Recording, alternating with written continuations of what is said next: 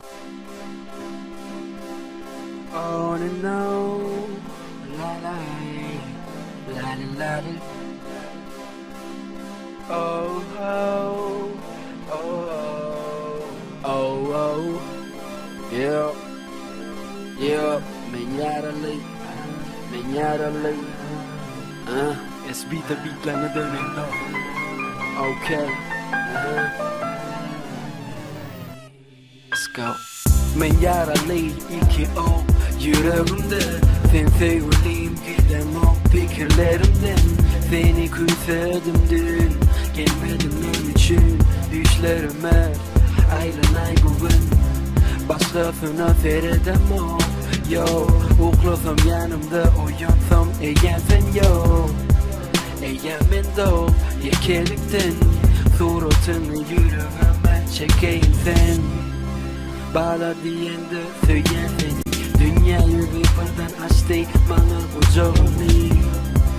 Bulutlar göçen yani benim için, yıldızlar asmanı kaçar seni görmek için. Yaramayım yıllar ya, yekten saçını darama için bir de taraf kolu ya. Men varım yokum senin için, yardayıma düşün, bana düşün. Men yaralı durmuşum manizim, sen bilen olsam manine. Men yaralı ruhsat ver sana vereyim ikinci adını. Men yaralı seninle görüşüp yalnız adımı. Men yaralı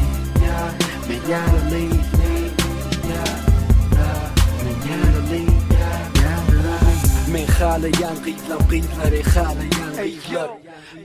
Tobo pisleri tabayan pisler. Saçları kadırnak uzi arkam çıldım. Çok yali tenleri dodakları duruşu ürüm. Vücudu kani a.k.a. delikanlı. Bu sevgi mukamil elimdeki kamçı neme. Onları duyamam döşümdeki sancı neme. Ağzımım tütseli cüvideki gancı demi. Oğullar kusurlarını inni diyediler bana kanka beni yapmamani inni. Katı görürler şeyle değilsem gönül. Oralı fiyali azap men bugün tapalı yok onun nedeni. Sebebi bu izler kendileri değil bu. Söyleyen bana beni, söylenini haydaydı dün. Bitirdi gönlümün akli dileğini. Onun içine sağlık beni buluyordum yüreğimi.